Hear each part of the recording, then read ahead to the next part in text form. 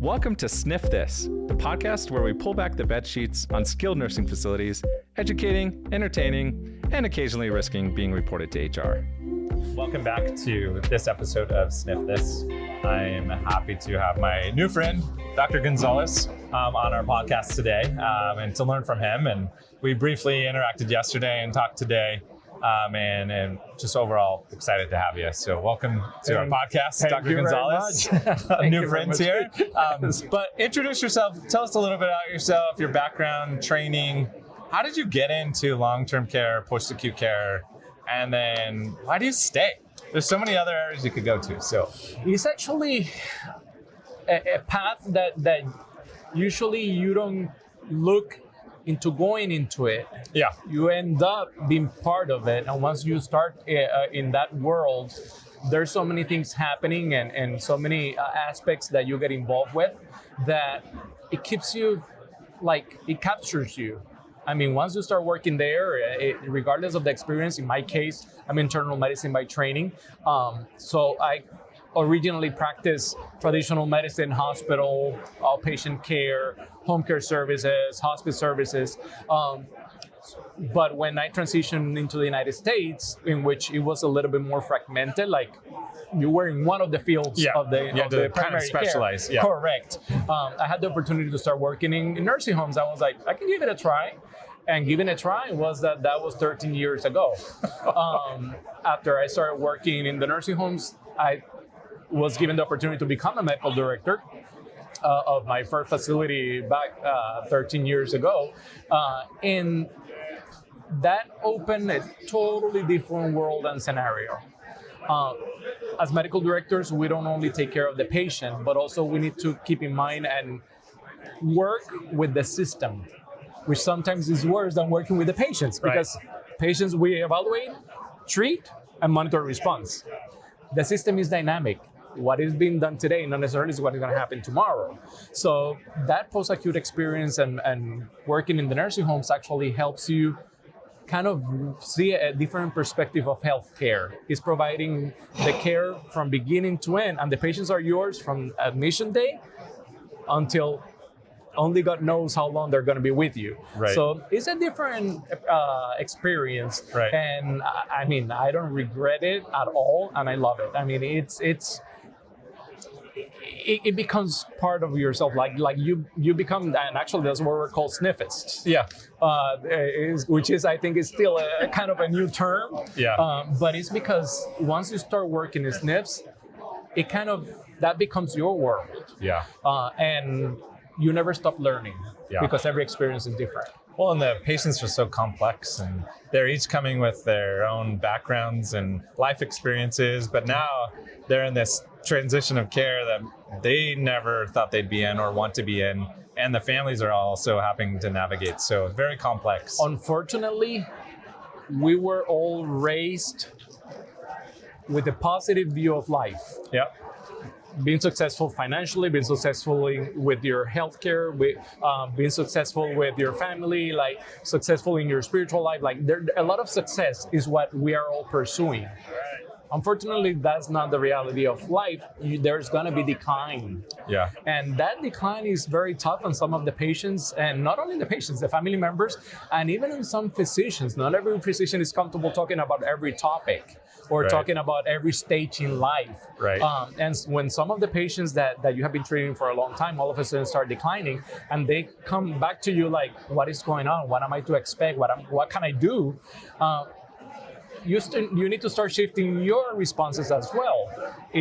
There's a point that it stops being like, I'm going to prescribe you this or I'm going to prescribe you that, and we're going to try this therapy. And it's like, how aggressive you want to be? Right. How long do you want to continue trying something even though it might not be working? Right. And my answer to them is medicine offers a lot of opportunities.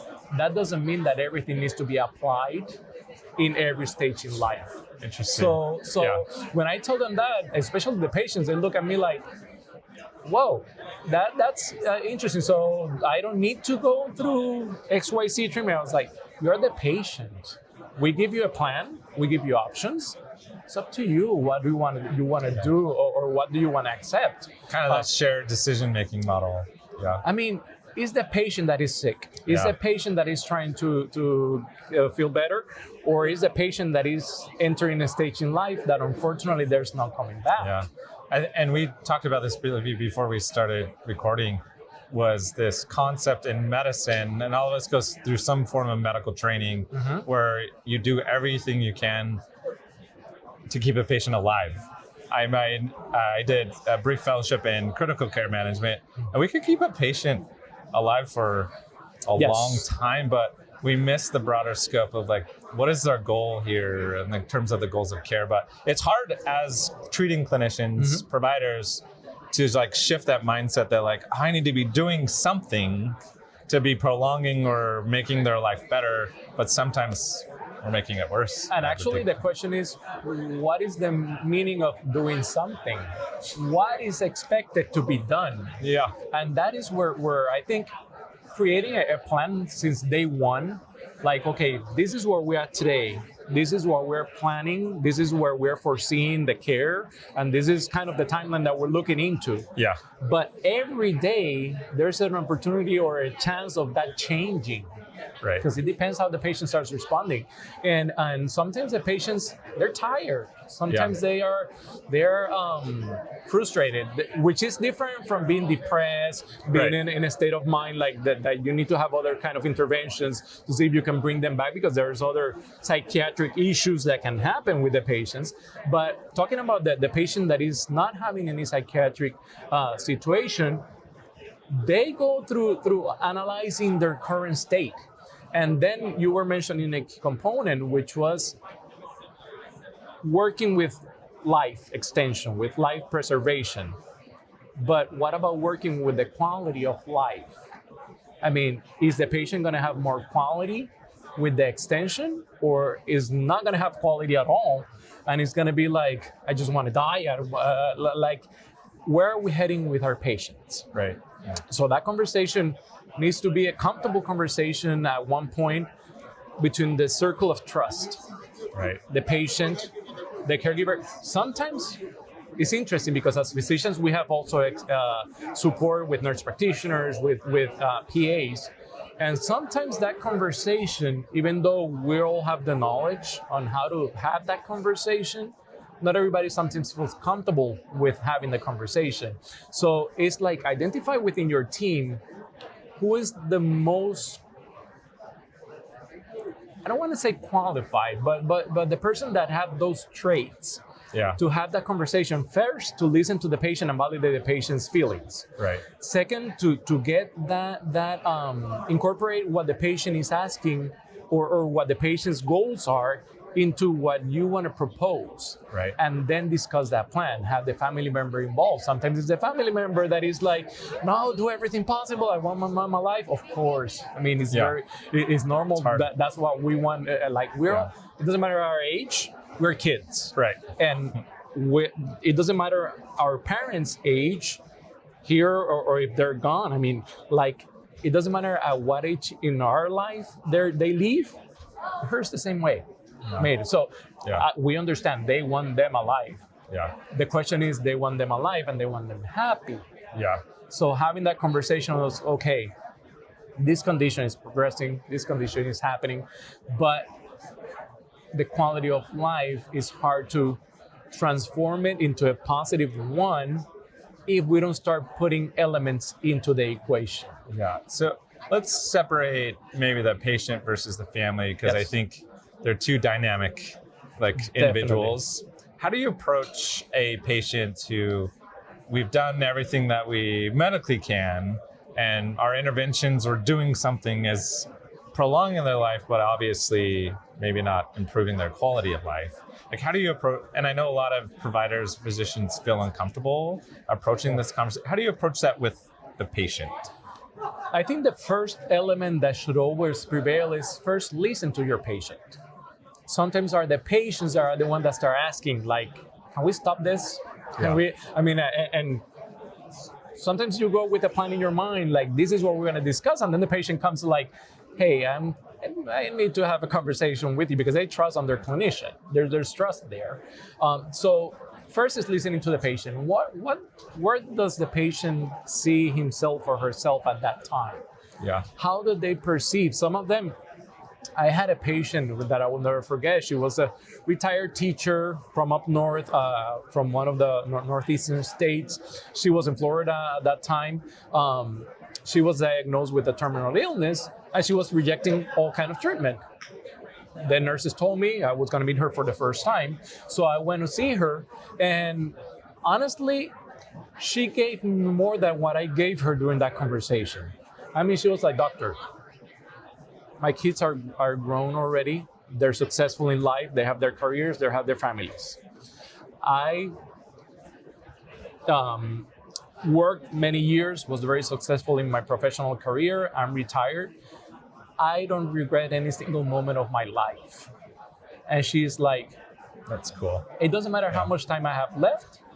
I will live it happy and just let it be. I'm not going to submit myself to a treatment that she knew." I mean, she was very, very educated. Right. She was like, "I don't want to go through all the side effects, all this, the possibly actions of the medications or the treatment that will deteriorate her quality." Right. She was like, she wanted quality over quantity.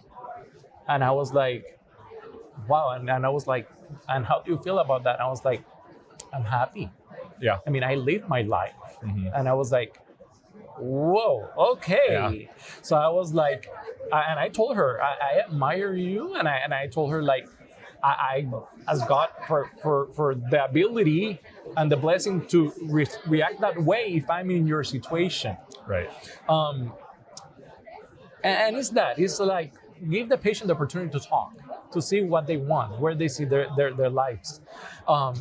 Which, as you mentioned, is very different from the family members. Right.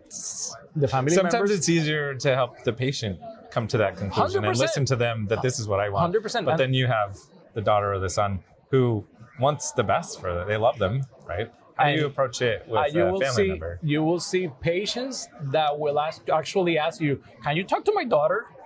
I was like, I've been trying to tell her, and she's like making me do all these things. And in my family, I have a sister. She's a nurse, and her husband is also a nurse. So, and there was a time in life that they were kind of assisting people with terminal illnesses in our community, kind of supporting them. Yeah. And a patient with terminal cancer asked them to go and have a family meeting with all the family members, and they were like, "Why do you want us to meet with them?" I was like, "Because I need them to understand that I'm okay. I mean, I know what is going on. I understand where the path is heading, and I'm okay with that process. Right. I need them to be okay with the process." Yeah. And she was the patient. Right. And my sister. So much emotional intelligence. That's crazy. It was crazy. And my sister and her husband, both of them were like, "Okay, let's have the family meeting." It was a heartbreaking conversation because it was like telling the family, like, "Hey, she just want the situation to just let it be. Don't fight the situation. Just enjoy your moments that you might still have." And that came from the patient. Yeah. So the family members, we want our best for our loved one. Yeah. And there's also a self-emotion of, I want them with me forever, that you want to kind of avoid any kind of risk of that space kind of being harmed. Yeah. So there's a lot of dynamics that you need to take into consideration when you're dealing with the family members, because not necessarily the most emotionally attached is the one that is always taking care of the patient, or not necessarily the one that is the decision maker is even available around. Right. And then are they, let's say, is a father or all the kids from the same mom, and do they get along with each other? Right. Because everybody's going to ask for something different. And I think in my experience, communication from day one is key when you're trying to get into that conversation. Like, you also need to keep in mind that you need that trust of the caregiver or the family member. Yeah. And my recommendation to every physician when they're going to have that conversation is try to avoid individual conversations. sometimes there's a phrase that is divide and conquer. In this case, I recommend the clinicians like bring all the family members together at the same time in the same place, and then have the conversation there. Why? Because then emotions are going to come out, reactions are going to come out, and your goal is to have some kind of consensus at the end of the conversation. Yeah. Like, okay, this is where your mom is at, or this is where your dad or grandma is at. This is what has been done. This is what we have identified. This is a prognosis. This is what we are expecting. Yeah. We want to make sure everybody that we are on the same page and that the plan aligns with what we all have in mind. Right. And those conversations are interesting. Yeah. Are interesting because you learn a lot about the family dynamics that are going to prevail through the entire process, and some of them might get worse as the situation declines. Right. But having that conversation kind of empowers you, because from that moment on, you will make reference to the conversation that you had with the entire family circle. So I think that communication and transparency from day one, when you start treating any kind of patient, will help you lead any kind of conversation moving forward, regardless of what the outcomes are. Yeah, and sometimes leads to the importance of having those conversations early, because it's really hard for families, I think, in the moment to make the decision to pull the plug, right? Which is like a horrible term, but like that would be an impossible decision unless you've had some of those conversations or you have that trust. Yes, I have two life experiences that I use a lot in my career. The first one, my dad used to have a funeral home. So I was able to kind of be there with a lot of family members that were going through the what Dr. Elizabeth Kubler-Ross used to mention about the steps of death and dying, and the separation and the lost steps. When you're going through different emotional stages until you get to kind of at ease with what happened. And I usually tell the family members, I used to do it when at my dad's funeral home, like, what is happening, the strength is going to come within your circle. And ideally, try to step ahead. Things are going to happen. Let's try to get ready for that. And ready doesn't mean that it's not going to hurt. Right. It's going to hurt. Like, you just get prepared. Right. So that I apply in my career, because I tell the family members from day one, these are the risks. Right. We need to be aware that this can happen. And if it happens, what are we going to do? What is the plan? And in the beginning, they might be like, she's going to be okay, in denial, which is part of the process. Correct. So with keeping that in mind, it's like, you're not going to push them against the wall. Like, you need to believe what I'm telling you. No, give them time. But if you start early, you will have time. Right. The worst thing that can happen is taking a decision like when it's immediate jeopardy for the patient's life. Like, hey, do you want us to intubate your mom or not? She's having a lot of difficulty breathing. It's really hard. At that moment, what are you going to say? Intubate her. Yeah, absolutely. Right. Because you are just thinking of seeing her in that despair of trying to grasp air. But when you start having that conversation ahead of time, and you're able to kind of create a plan A, plan B, plan C, plan D, then you can move through the plans easier. I like that. So having that conversation, open conversation with the entire influence circle from the family group, and sometimes it's not only family. Sometimes it's a pastor. Sometimes it's a neighbor. Sometimes it's someone that they know in life that is very significant for them. Bring them in. As long as the patient authorizes, because we have HIPAA, of course. But I usually tell them, bring whoever you want to be during the conversation, and we'll sit down and talk. I like that. And that helps a lot. I mean, because when that call happens, you feel comfortable, like, no worries, let me call the family, let me let them know. Because we've already talked about it. We already have a plan. We know what we're going to do. There was already a plan. And it is a matter of, don't try to see things through your personal lens. Try to see things from the patient's lens. It's not about you. It's about them. It's about the patient. If you are the patient, how do you want to be treated? With respect of what I want. So applying that principle, I think makes a huge difference in post-acute care and nursing home. Some patients, they just want to stop everything. And you're like, hey, that's your right. I mean, definitely you can do it. Right. When they ask, like, is my mom or dad or any family member is going to live or die, I tell them, like, physicians, we don't determine who lives or who dies. That's God's will. Yeah. We work toward having the healthiest possible scenario while you're still alive. Yeah. So while you're alive, we'll be working with you. When God determines and it's time for you to go, there's nothing we can do. Yeah. When is that going to happen? We don't know. I had a patient that I left on a Friday afternoon. I left the facility. She was gasping, which is the process of we call it like final breaths, like trying to get some air, but very slow breathing. Family, daughter was crying, sister was crying. I took the daughter out of the room, had a conversation with her.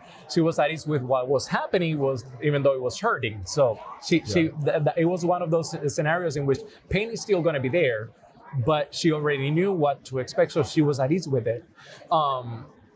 When I came back on Monday, I was like, hey, how was it? Situation on Friday with this. Yeah. And they were like, what situation? I was like, when I left, she was in impending death. Yeah. And they were like, no, she's at a dentist appointment today. And I was like, wait, what do you mean that she's an appointment in the dentist appointment today? And they were like, yeah, hours later, we don't know how. The patient woke up and said that she was not going to die until she eats a hot dog. And I was like, you're kidding me. And they were like, doctor, no. I mean, then after that, the whole weekend, she was totally stable. And she's actually at a dentist appointment. Said and done. She had her dental appointment. She had her hot dog. And a few days later, she died. I was like, ah! So those are experiences that tells you, like, they will not die when you think they're going to die. Yeah. They will die when it's their time. Yeah. That's it. Just work with health and let the life or death issue to the above. I mean, like you don't control that. Yeah. So those are experiences that helps kind of guide us as physicians, like, how are we going to work with each patient and what are we going to do with them? We have books, we have guidelines. Right. Are you going to apply everything to every patient? No. Yeah. I mean, see the patient's world, see the patient's scenario, adjust the script to that play that you're putting in place, and make sure that everybody's engaged and okay with what is going to happen. So I think that is key. Yeah. No, I think sometimes the most compassionate thing we can do is like to let go and like follow what the patient wants and help the family come to the same conclusion. And I really enjoyed our conversation today. It's a hard topic, but it's like really important and I think can be some of the most defining moments of being a provider. And as clinicians, when you are able to, I mean, you don't master these dynamics. Yeah. I mean, every experience is different and you could have done it thousands of times. Every patient is different. And I tell the patients, I'm the kind of doctor that I cry with them. So I tell them, like, if you see me crying, I mean, expect that to happen because I have no problem crying. But it's also trying to feel what they feel. Back, I want to say, well, let me not say the amount of years because I'm going to date myself. But my mom passed when I was 26. Sorry. So, and it was years later, I was working on the hospital, and this patient, female lady. Oh, of course, female lady. Yeah. Okay. I need more coffee. A female that was terminal illness. Her kids were kind of around my age. And they were all around super supportive family. Every time you walk into the room, all of them were just seated there, quiet, looking at her, being there with her, and not knowing what to do. And I was like, are you guys aware of where are we right now? What is happening? I was like, we have an idea. I was like, okay, this is the condition your mom is at right now. There's not much we can do at this point. My recommendation is be here with her, make sure that she knows you're here and just enjoy every single moment that you still have with her. Yeah. And I told them, I went through this experience, it was like maybe 1 year or 2 years after my mom passed. I told them, like, I went through this. I cannot tell you what you're gonna feel because every person feels something in a different way. But I told them, but one thing I don't regret until like ever, and I will never forget, is every single moment I was able to spend with my mom on her end of life process. And we had to take decisions with my mom that were her wishes, not mine. And I had to take the decision and sign at that time. Right. And I was like, but I know that that was what she would have asked for. And I told them, like, keep this in mind, be here, be with her, enjoy every moment, and you'll see. Patient died. A few months later, I was at a grocery store, and the cashier was like, hey, how are you? And I was like, good. She was like, I was like, oh, nice cashier, right? Yeah. And she was like, do you remember me? And I was like, it's like the scariest question to get. I know. Yeah, I was like, yeah, from where? Yeah. And she was like, you were with us when my mom was passing. Yeah. And we are all very grateful for you being there. Yeah. And I was like, I mean, that breaks your heart, but at the same time, it gives you satisfaction. Right. I did the human aspect of medicine rather than the clinical aspect of medicine. Yeah. I was just there with them. Yeah. And they were like, I like that. Whoa. So I think that keeping that balance of, we are not only clinicians, we're always still going to be humans, and letting that human part also interact with your patients and your family members are going to give you the tools that are necessary to deal with situations like this one. That's great. Thank you so much. I really enjoyed our conversation. We'll have to have you on I'm glad. for maybe a different topic, but this is really important. So important discussion. Definitely always at your service. And appreciate in my Florida. new friend, Dr. Gonzalez. Okay. Well, thank you. We'll see you next time. See you. Before we conclude, huge thanks to our sponsor, VitalCare Connect. Whether you're burning the midnight oil or just trying to survive another 2 a.m. call, VitalCare Connect provides on-call medical director support whenever you need it, nights, weekends, and holidays. With coverage nationwide, they're leading the way in post-acute care, elevating quality, expanding access, and supporting well-being for all. Learn more at vitalcare.org. Thank you for joining us for this episode of SNF This. Share this show with your favorite CNA or anyone who's survived an all-staff meeting fueled by cold coffee. Until next time, I'm Chance. In skilled nursing, if you sniff something, say something.